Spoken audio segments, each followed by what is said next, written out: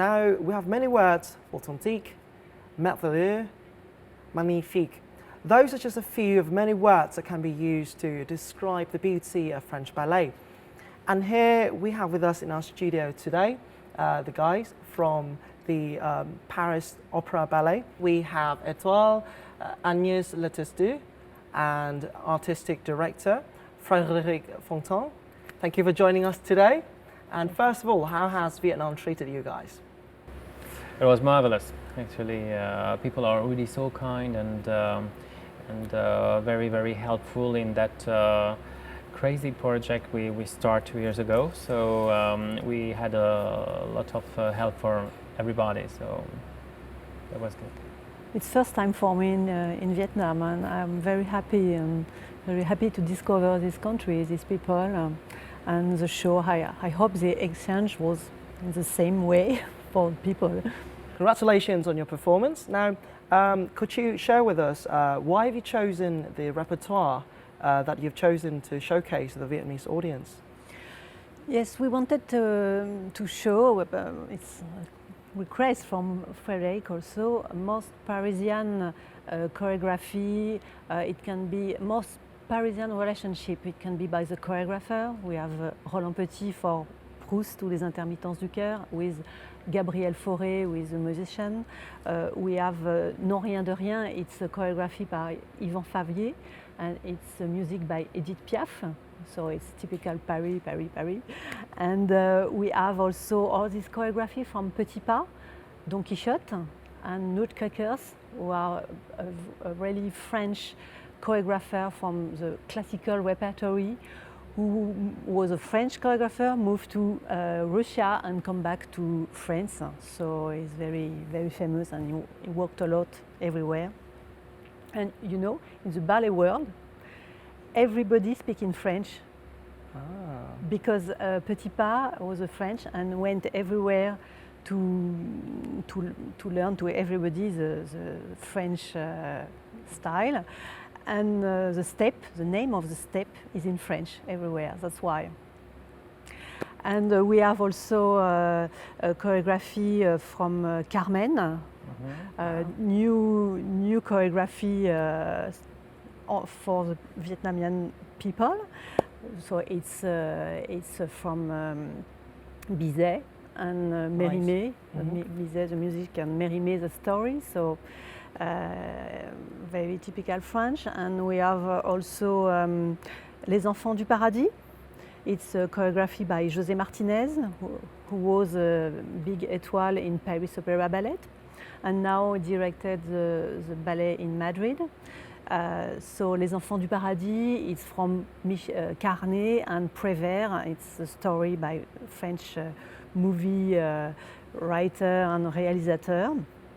And that's it. What we have? Yeah, actually we have also In the Night. In the Night. From Jerome Robbins, which is I would say more a tribute to repertoire and to the French style. And during that evening, I think people could notice that it was also all of these little stories were love story. And when you think about Paris, you think about l'amour and falling in love in Paris. So I wanted also to have this link between during this gala. And you have also an evolution from the repertoire style with Casse-Noisette and Giselle to more modern and neo-ballet with the pieces from Non, je ne regrette rien and also from Proust. And you have also this creation and world premiere that we did with Olivier Sarra as a choreographer, and we did the choreography together, and with Lucie Barthélémy as a soloist.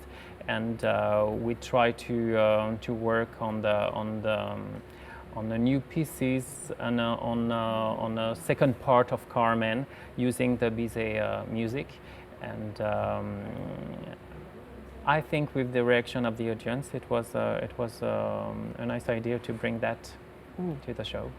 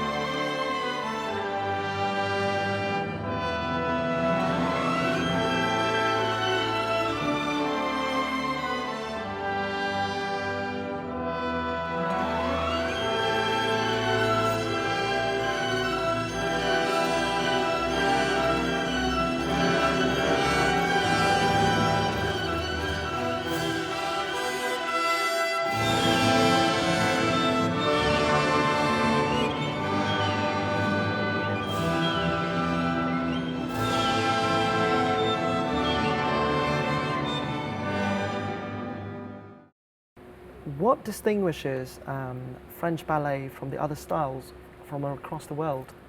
Ballet was created at the 16th century by Louis XIV. And it was before it exists, but Louis XIV defined different position. You know, there is the first position, the second position, and different. It's a dance language. Sorry to say that now. So he made a decree and create all this position with French name, as I said. After all the ballet went everywhere in the world, and the classical ballet was French ballet. After, you have different influence. You have Russian influence, you have Danish influence, it's more or less the same, but you have American influence, Italian influence from different countries, because the choreographer went and go back, and there is a lot of exchange. But I think what is the specificity of the French ballet, it's diversity, and I think it's a way to be on stage, and it's details of the costume, details of the way to be on stage, to present yourself. It's not always show off, as we say. It's a little bit more on the reserve, on the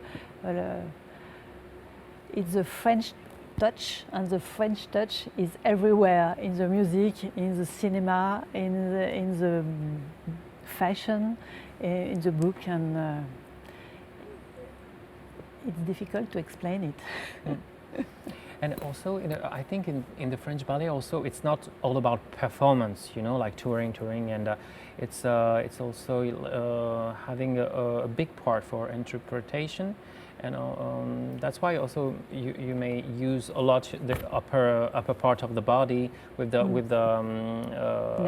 neck, with the face, with the arm. This is like a really big character of the French technical.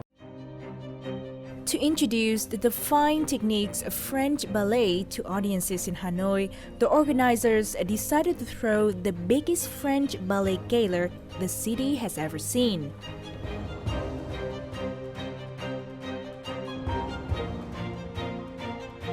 The National Convention Center is a convention center, so the stage is not really fit for a dance performance.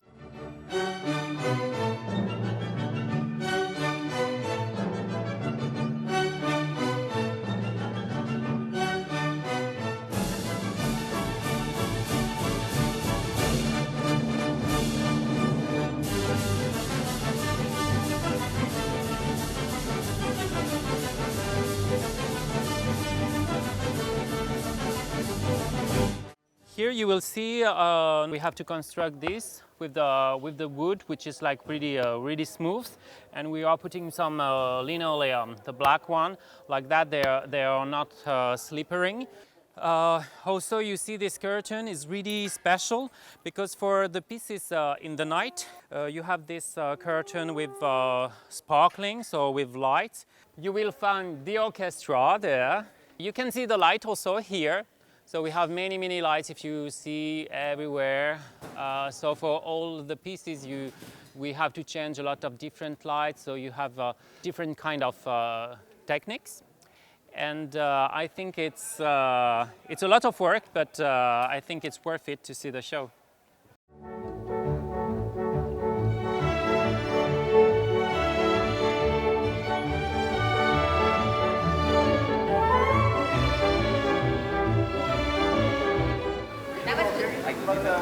Everything else too fast, too slow. Thì này nó có hơi khác biệt một chút, tức là cái tâm lý của mình là luôn luôn mình phải chuẩn bị. Ví dụ như là có thể họ sẽ múa nhanh, họ sẽ múa chậm, thì là mình phải chuẩn bị cái tempo.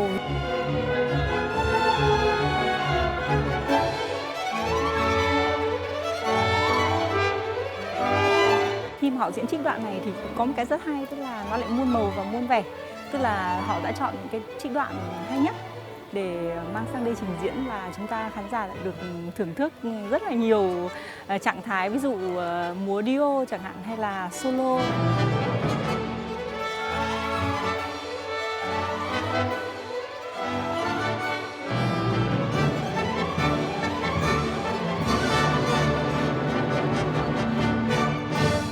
So what sort of like special techniques or skills are required to perform these repertoire that you're bringing to Vietnam? This show, as you could see, it's really heteroclite, how you say? It's with very different kind of virtuosity. You know, it can be virtuose to be really soft, romantic, to be like a ghost, or it can be virtuose also to be very fast, or to be very dramatic.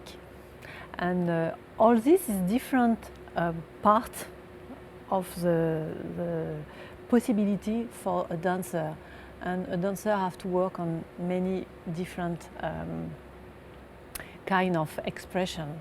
So you can be better in dramatic performance, or you can be better in fouetté and virtuosity, like Don Quixote or Casse-Noisette, Nutcrackers, or you can be very powerful in a modern piece, more modern piece. So you have to work on different level, and that's very important and very interesting. So I think, as Frédéric said,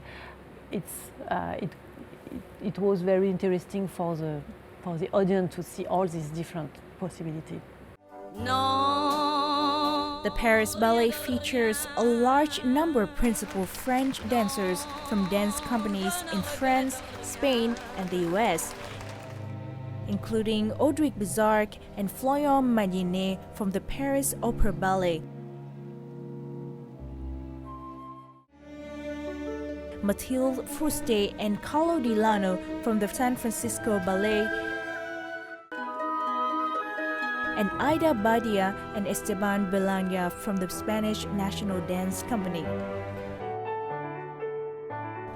Among these, Mathilde Froustet, dubbed the French Girl, was the most anticipated as she has a Vietnamese bloodline. At the age of 17, she joined the Paris Opera Ballet and was promoted to soloist. 10 years later, Mathilde moved to the San Francisco Ballet and became a principal dancer, the highest rank for a ballerina. She's praised for her compelling interpretation of classic roles with a unique combination of French chic, joyful energy, and perfect technique.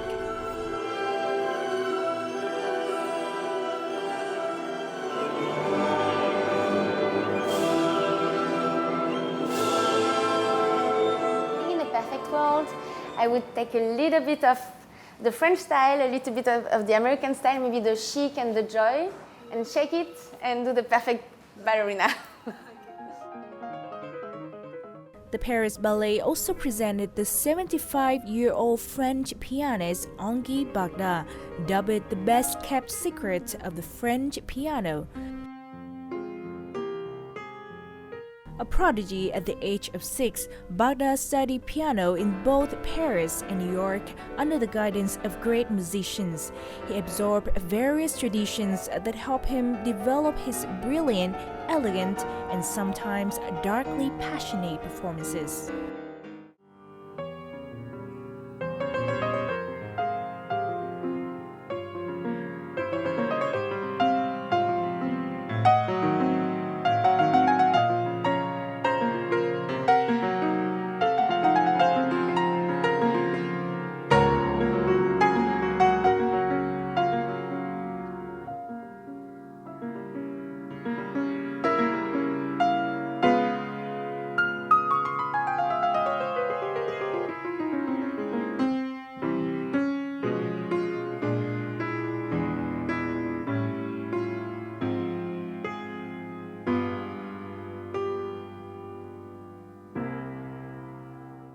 I can see like the tight connection between the instrumentalists, the musicians, and the ballet dancers. This time, you guys also have a chance to, you know, cooperate and collaborate with the Vietnamese musicians from the National Symphony Orchestra of Vietnam as well. What did you enjoy the most about working with them? You know, there is a fantastic thing in the music if you don't have to speak.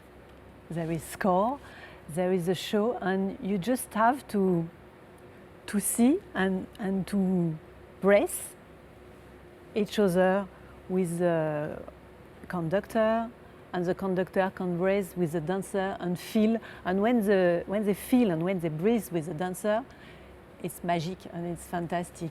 And it's just a question of feeling, you know. If you can have an exchange with the conductor who is in front of you, and you can see the eyes and you can see he's with you and you are with him, it's fantastic, really. And we had the chance also to have Ona Tetsuchi as a conductor, and he was conducting also at Nagoya Orchestra and at Scala de Milan. So I think we had to work a lot to make it possible, but it was really amazing to work with all those musicians and with him.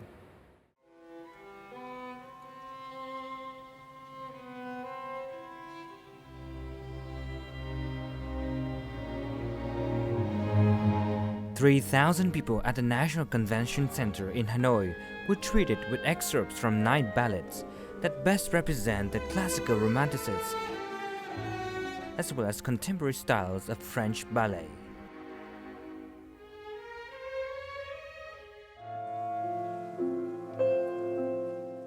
It is just beautiful, absolutely stunning to watch it. There was a moment where I had tears in my eyes because there was just so much beauty. Tôi cũng đã được xem ballet của Nga, cũng được xem ballet của một số nước, nhưng mà đúng là ballet Pháp mang đặc trưng của nền văn hóa Pháp rất cao. Đó là sự tinh tế, sự uyển chuyển, hòa quyện một cách cực kỳ tinh tế giữa âm nhạc, vũ điệu và người vũ công. Romantic ballet emphasizes intense emotion and often focuses on female dancers and features pointed work, flowing and precise movements, while contemporary ballet is much more open. Whatever it is, Hanoi audience enjoy it very much. Những cái tiết mục cổ điển thì nó thực sự nó đã chạm được đến cái trái tim của người xem. Còn những cái phần hiện đại đó là những cái đột phá mới, tiết mục tạo hình của hai chàng trai, đó là những cái đúng như là những nghệ sĩ điêu khắc vậy, điêu khắc bằng hình thể. Mọi động tác đều cực kỳ là đẹp mắt và chuẩn xác. Tôi nghĩ rằng đấy là tiết mục đỉnh cao. After this one-off performance, the organizers plan to take this Paris Dance Galaxy to other cities including Seoul, Dubai, Doha, Montreal, and Budapest.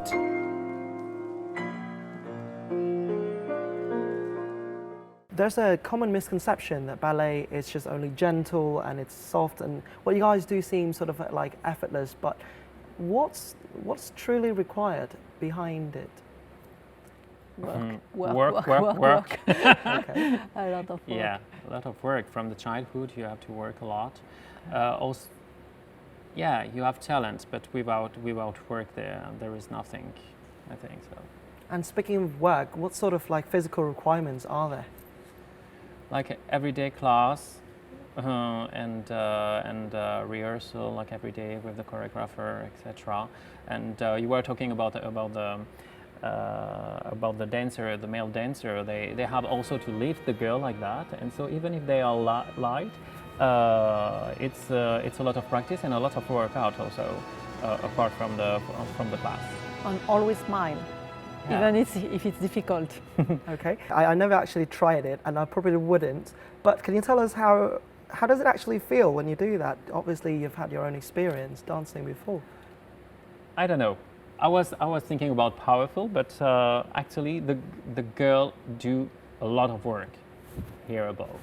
If she doesn't really tight her body and engage herself, this is not possible.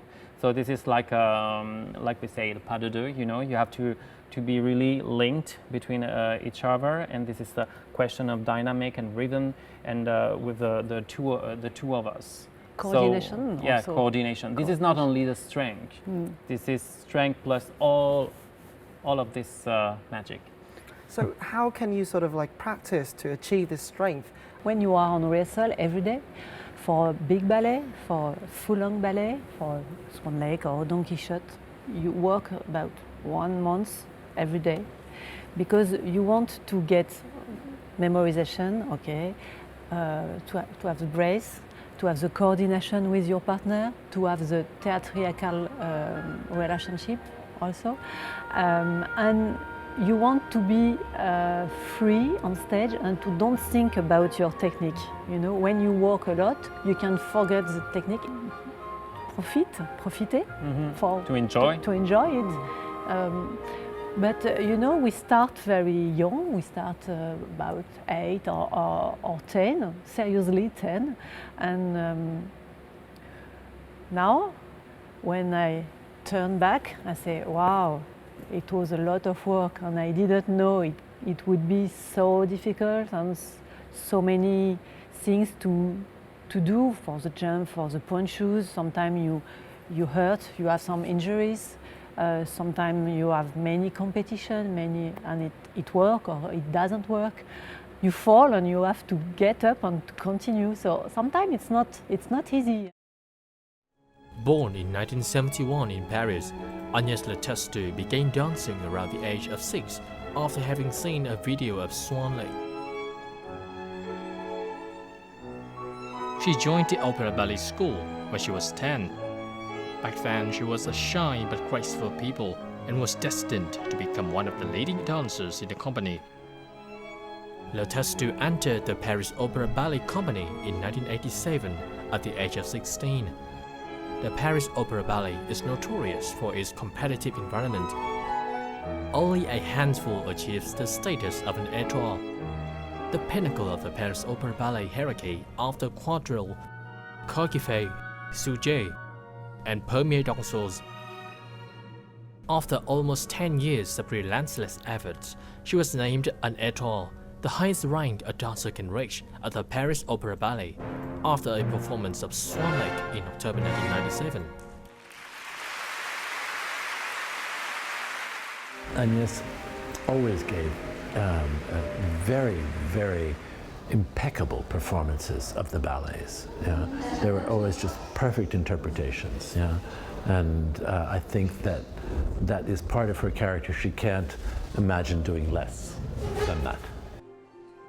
What makes the Testu truly unique is her versatility in contemporary and classic works. Each time she is completely immersed in the role she is dancing. Her acting skills and interpretation of the music were truly phenomenal. Thanks to her intelligence, her modesty, her ambition, and the many contracts within her, she gave one of the most beautiful interpretations of the roles. In October 2013, she appeared in La Dame aux Camélias at the Paris Opera Ballet in her farewell performance for the company, portraying Marguerite Gautier to great acclaim.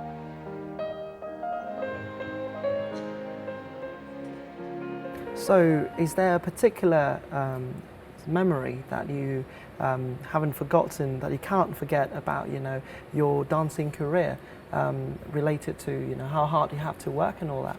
When I was a child, I didn't have a lot of power to jump, so I had to work on that because the long leg and very flexible, and sometimes it's not easy to manage both things, to be very to have this powerful to jump and to be flexible.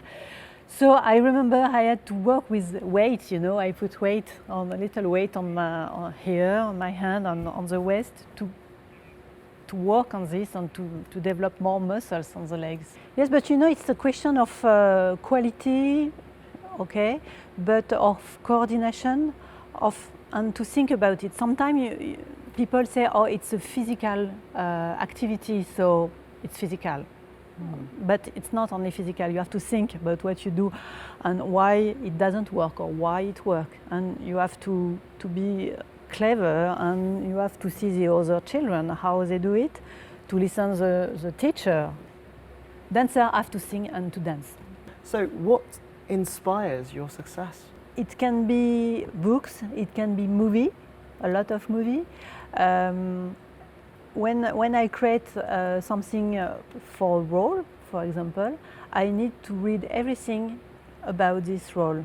If it's Lady of Camilla, for example, because it's a ballet I did from John Neumeyer, I didn't only dance the ballet. I always want to read the story. First things, read the story, understand the story, read all book around this story, see all the opera, Traviata, to see all the movie, and to speak with the people about this period. It's very important to be in the context, to understand what we do.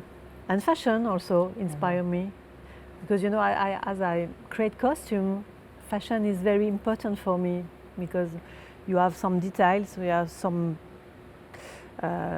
just small things you can see on a book, on a magazine, and you say, this is a good idea, I can do it, but in another way. It's like that, to be very awake of everything, I think. It's one of the secrets. You've also transitioned from being a ballet dancer to being a costume designer as well. Why and how did this happen? But you know why? I think I was interested by the costume before I wanted to dance. Because when I saw this movie of Swan Lake with Margot Fontaine and Rudolf Nureyev, first thing was the costume. And I asked my parents to wear the same costume. I wanted the same costume. It was very important for me. So when I went to my first ballet class and there were no costume, I was a little bit disappointed. But after I worked and the ballet inspired me very much. And later, when I did the first gala, you know, when I was in the company and I started to do some performance as professional, I always made the decoration of my costume, of my tutu, and of my partner costume also. And one day, José Martinez, my partner, wanted to do his first choreography, and he said to me, you know, you always speak about costume and you would like to do a costume like that for this kind of choreography. I will do my first choreography, you will do my costume. And I start like that. So I did, it was a small piece for 6 dancers, and after he asked me more, and after Brigitte Lefebvre, the ballet director at this time of Paris Opera Ballet, asked me to do the costume of the piece for the school of Paris Opera Ballet. It was for the children, and José was doing the choreography. And after it was a big success, and after Brigitte Lefebvre again asked me to do Les Enfants du Paradis. And you saw an extract on our gala, so I did this big production. It was 300 costumes for Les Enfants du Paradis. So I worked a lot with José Martinez and for Paris Opera Ballet also, and I continue after with Pierre Lacotte, and I do many for Opera de Vienne, Staatsoper in Vienna also. I did many different costumes in many different theatres, but I think I start to be interested by the costume before the dance. Frédéric Fontaine has always loved to dance since an early age.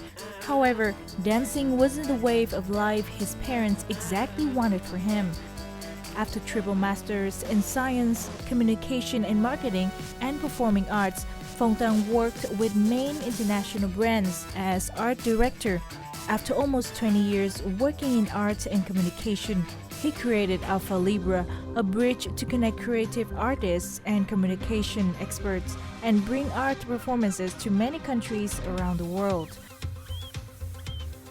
Paris Ballet is one of his latest projects. In order to bring the best French ballet to Vietnam, it takes him 2 years of preparations. You're also a choreographer as well. How does this come into play? From the beginning I was curious about doing choreography and staging, and that's helped me after for the event I was doing for the luxury brand. And at the beginning, just 1 year after I finished my master, I proposed to the company I was a choreography, and we won a prize, a little prize in Switzerland. And I imagined the choreography with some molecule, and even the name is a link between the word love in France and a word which is quite similar, but which is linked with molecules. So the name was M. And so I try to mix all the time things like that. And for the creation we did on Carmen Toujours with Olivier Sarah, so we worked together. It's like many years we know each other, and I wanted to propose something different than the original Carmen. So we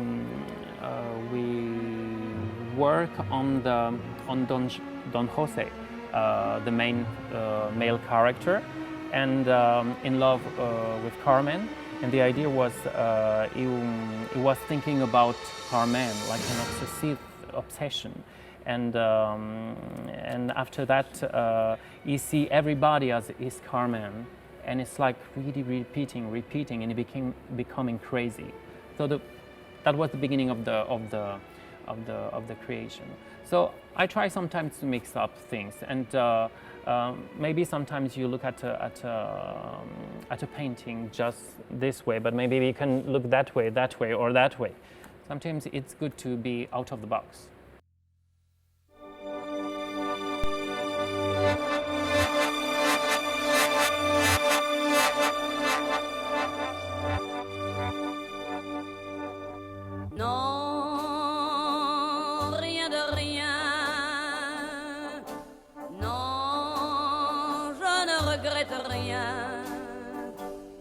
Ni le bien qu'on m'a fait, ni le mal, tout ça m'est bien égal. Non, rien de rien. Non, je ne regrette rien. C'est payé.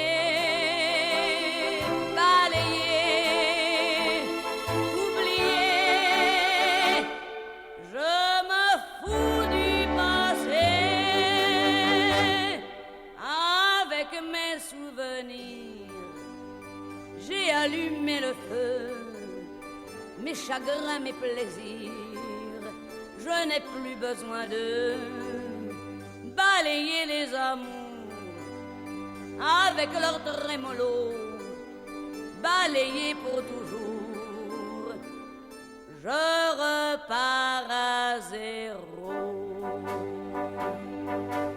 Non, rien de rien.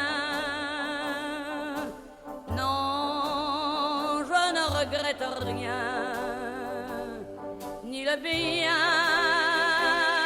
qu'on m'a fait, ni le mal, tout ça m'est bien égal.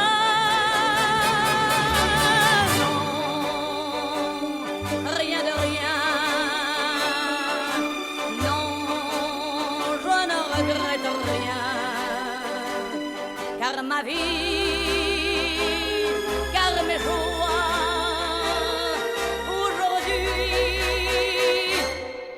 ça commence avec toi.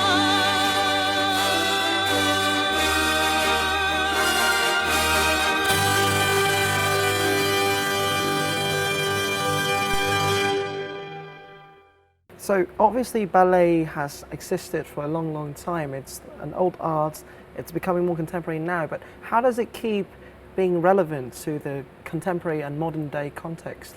I think you can speak about old story on old piece, classical, and to put them in a new context. You know, we call that a transposition, and we spoke before about Swan Lake from Matthew Bourne, the Swan Lake in Billy Elliot movie. You see, there is a very old traditional ballet with women who are doing the swan, and there is this choreographer who wanted to read this story in a new way and put this ballet in another world, very contemporary way of dancing, and it's main, only main. So you have a new vision of the swan. The swan is not only girl, but it can be main. So with the arm, you can see, for example, it's a physical example. The arm can express when the bird's flying with all this hail, and in the new version of Matthew Boone, arm can be the beck. You say the noise of the bird, and with the body you can express different part of the animal, the way of telling the story. It's different. You don't have point shoes. It's completely a new transposition. You can see that for opera singing also. Sometimes you have a traditional traviata and a new traviata in another century. I think we can keep the story, the big traditional story, and put them in our world, in our century now, you know. So it can be a way to pass from the classical to the modern. In every century, actually, they refresh some ballet actually, and you had in every century also some people who are making a revolution in the ballet world, like Nijinsky in his time, and also Graham, and so you know, you have people who are creating new techniques and who are taking a bit of the old one and are refreshing, and ballet is always evolving. It's not like stuck in a box, and it's also we have to respect and to keep the repertoire, and also to make an evolution in every decade. So before we finish, I just want to ask you, what's your advice for the little boys and girls who aspire to be ballerinos and ballerinas?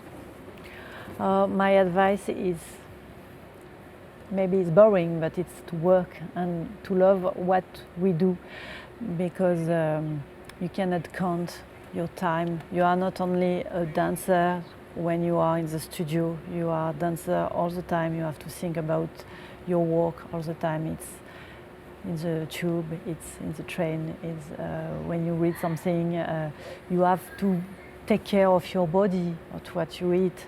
It's like a sportif. So the advice is to be sure you like what you do, and to be sure to want to give all this work, because it's a lot of work. And from my age of 5, I wanted to be on stage, and secretly I kept my dreams. And I think you have to follow your dream and to follow your lucky star. And but it is a lot of work. I'm agree. And you don't succeed, and you don't arrive on stage like that if you're not working. So after the success here in Vietnam, how do you plan to build on that relationship with Vietnam and its people? I really can't wait doing something again here in Vietnam. Maybe next time in in Ho Chi Minh City. I hope, finger crossed, that we can do it. And I was really happy to have this cooperation. So maybe next time we could come back with some other ballet extract, and maybe having some opera singer from here, or having a designer working on a world premiere, and we can do a ballet. I don't know. There is so many possibilities. Thank you very much Thank for you. joining our show and sharing all your interesting insights. And we wish you the best of luck with your future endeavours. Thank you. Thank you. Thank you very much. Now, we hope that through this edition of Talk Vietnam, the next time you go to a ballet, you may indulge it, you may understand it, you may love it just a little bit more. And for you ballerinos and ballerinas who aspire to become étoiles in the future out there, we hope that we have filled your dreams as well. Thank you very much for joining us on Talk Vietnam. Goodbye for now, and until next time.